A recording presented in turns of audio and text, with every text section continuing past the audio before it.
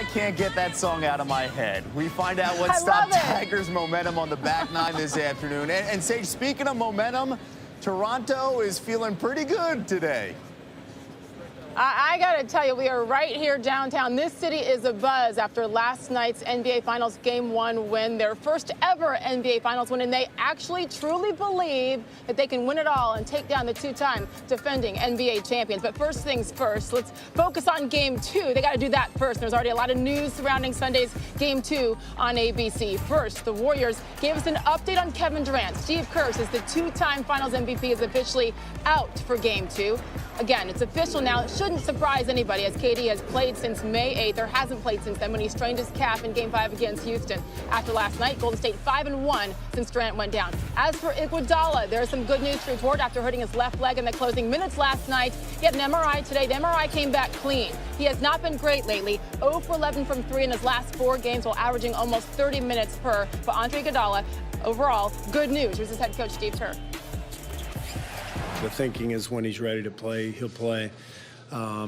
It's not like, this is a sore ankle or, his knee is sore or whatever, and you can play through it. And this is a tricky one. If you re-injure the calf, then that's it. And then he's done for the series. So when he's ready to play, he'll play, and that's our approach. Why did you guys make the decision to have him travel here if he wasn't going to play? Because our training staff is here. And we need him with our training staff, and we also need our training staff for the rest of our players. And Kevin also wanted to be with the guys.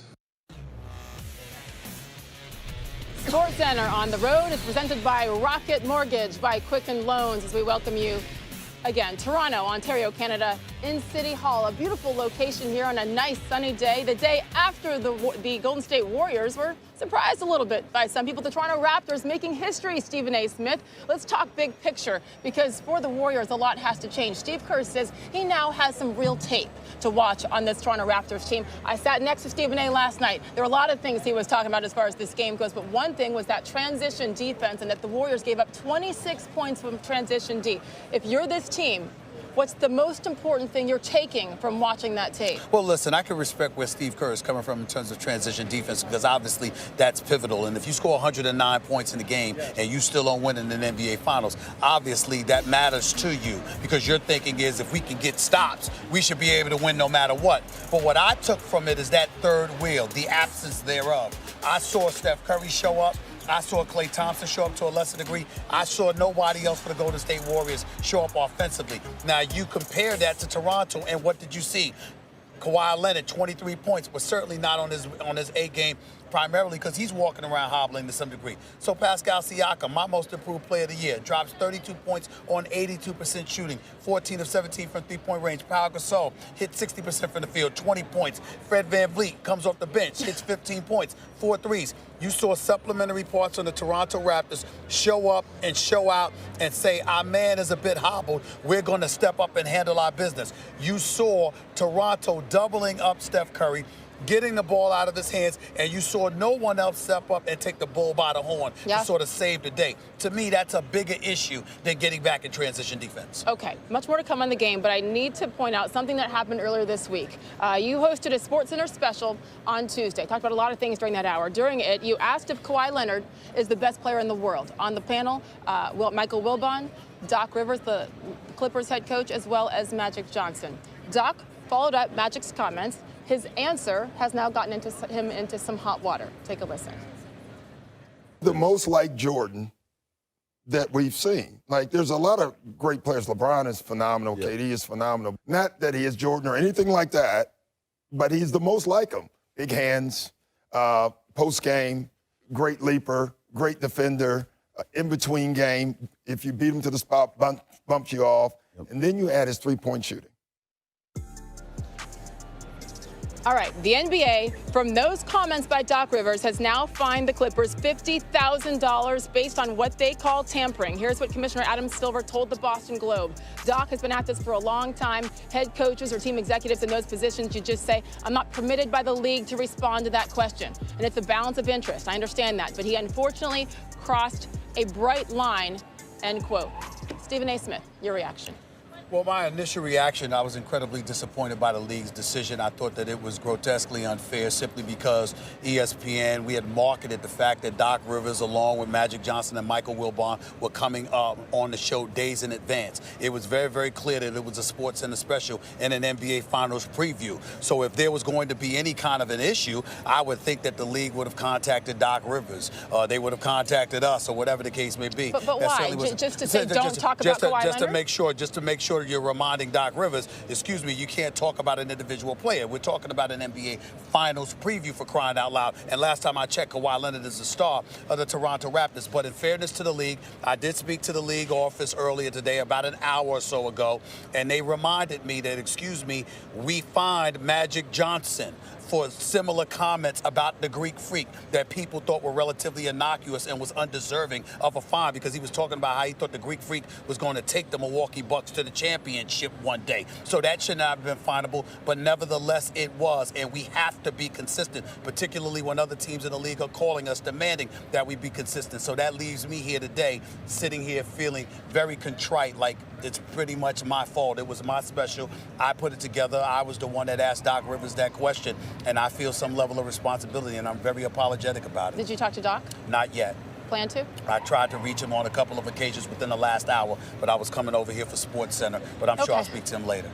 Kawhi Leonard has a player option, of course, for next season and is expected to opt out, become an unrestricted free agent. That would take place 6 p.m. Eastern time on Sunday, June 30th, as the entire country of Canada, especially here in Toronto, holds its collective breath, hoping Kawhi Leonard decides to stay right here in Toronto, as he has led them to an historic trip to these NBA Finals. Much more to come from here in Toronto, including Andre Iguodala. A lot of players hobbled in this series, but some interesting news out about Iggy today, maybe more so than just that clean MRI.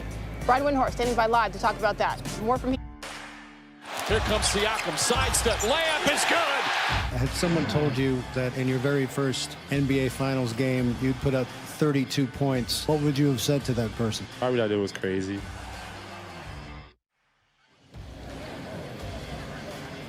Well, hello, Pascal Siakam. The third-year forward had an historic night. 32 points shooting, 82% from the field. That was the second highest field goal percentage in a finals debut in the shot clock era, bested only by Adrian Dantley for the Pistons way back in 1988. Last night, Draymond Green said he needs to take Siakam out of the series. Siakam asked about that today by our Mark Schwartz. You are now a target as far as Draymond Green, former Defensive Player of the Year. I think for me, just going back, man, watching the film and looking at ways I can get better.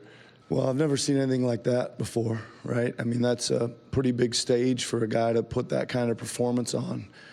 He's been given a God-given ability of having a big engine with lots of energy that enables him to play with a certain speed, athleticism, and it enables him to work very hard every single day.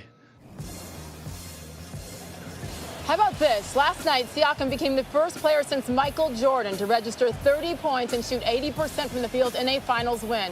Jordan did it in Game 2 of the '91 Finals. That was the game he defied gravity, laying the ball in after switching hands midair. Who can forget that? Jordan's Bulls, of course, will go on to defeat Magic's Lakers in 5 games, their first of 6 titles. Wow, I love flashbacks like that. Brian Windhorst putting him in some pretty good company. Pascal Siakam, one of the most impressive storylines from last night's win here by the Raptors. He's had a really good season overall, too. I think just most people down in the lower 50 don't pay as much attention to him and the Raptors. Overall, what more can you tell us about what he did? Well, he's probably going to win Most Improved Player in a couple of weeks, and this performance only burnishes his resume, Sage, for his contract extension talks that are coming up in about a month. He is eligible to extend his contract, and I think he is headed to be the next $100 million player in the NBA. That's the kind of impact he has had. He's been a little shaky in this playoffs, but it's the first time he's had this role. To play at this level and support Kawhi, getting him locked up will be very important, especially with uncertainty about Kawhi's future. I know this is a different era, $100 million for Pascal Siakam. I think he could be headed in that direction. Should that surprise people? Well, I think when you look at a guy like this, they're so hard to find these types of versatile players. They obviously could wait to let him become a free agent, but if he becomes a free agent, he's going to get that offer elsewhere. So now the question for the Warriors is how do you slow down Pascal Siakam and keep Kawhi Leonard in check? So we have a couple more days to discuss that. In the meantime, we mentioned earlier in the show, Andre Iguodala. The good news that the MRI on his lower leg came back clean. But there's more concern out there for Iggy. Yeah, now this injury didn't just happen yesterday. Remember, he missed a game in the Blazers series. He also had an MRI at that time, Sage. And the reason that they're so cautious right now is that this injury is in the Achilles area. They want to keep an eye on that Achilles. That's obviously something that they're trying to protect him from. That's why they're trying to keep his minutes down, because overuse can lead to an Achilles injury, especially at someone his age. So while they need him very badly on his defense on Kawhi, especially with Kevin Durant out, they have got to try to protect him both for short and long term. And that Achilles is obviously something that's important. Wow, maybe reduced minutes for the 2014 15. and 15? I can't keep track of all these titles. NBA Finals He played 30 MVP. minutes yesterday. That might be his limit in this finals. Oh, yeah, he did not look like Andre Iguodala for sure. By the way, coming off a loss, the Golden State Warriors 22-7, regular season and postseason. That is the second best mark in the NBA. They need Iggy to keep that one going. Brian Windhorst, thank you, sir. Stick around, please, with us throughout these NBA Finals. We need your information. The Warriors' weaknesses were exposed last night here in Toronto. But coming up, Paul Pierce is here, and he's going to tell us why missing KD is not the defending. All right, Kevin, back here in Toronto, the Raptors pulled out the Game 1 win despite 55 combined points from Stephen Curry and Klay Thompson. Entering last night, Golden State was 32-4 this season when the Splash Brothers went for at least 50 combined points. How about Draymond Green? He also notched his 5th triple-double of this postseason, most in a single playoffs since Magic Johnson in 1984. Before this loss last night, the Warriors were 29-1 when Draymond had a triple-double. On top of that, the Raptors did not get their usual production from Kawhi Leonard. He only made 5 of his 14 shot attempts, 23 total points. Those 5 made field goals tied for his fewest in any game this postseason. And all-star point guard Kyle Lowry scored just 7 points on 2 of 9 shooting from the field. Coming into Game 1, Toronto was 2 of 8 in playoff games when Kyle Lowry scored under 10 points, 2 and 8, I should say. But you know what? They still won, and the 2-time defending champs lost, but they are not We're panicking. champions. You know, we understand what it takes. We know what each of us are capable of, and you know, we hold ourselves to a higher standard than most people. Do you guys feel that you guys are kind of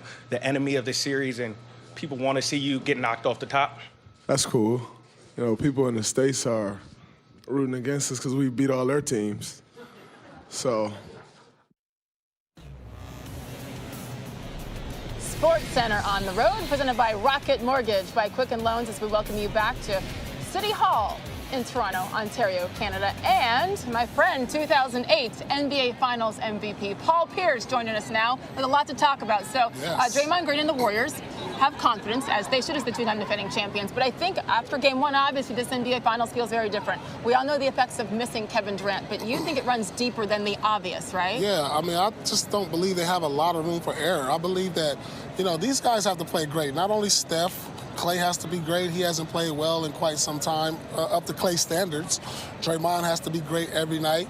And, you know, without KD, without full, healthy DeMarcus Cousins, they don't have the strength and numbers they had back in the day when they was winning 73 games. These guys got to be great. And KD allowed these guys to not be as great, and they still win because they had so many other great players who could step up any given night. But right now, they don't have that room for error anymore. And they've never experienced this kind of adversity after Game 1 because they've never lost a Game 1 in the NBA Finals. They've never been down in Game 1, and they've never had to start up a playoff series on the road, since they've won championships. Exactly. I think just the conference finals against the Rockets, but 19 of 20 have been at Golden State. We talked earlier about Pascal Siakam's impressive play. How about Fred VanVleet? Good on offense, but he was the primary defender on Stephen Curry last night. He was really good, Paul.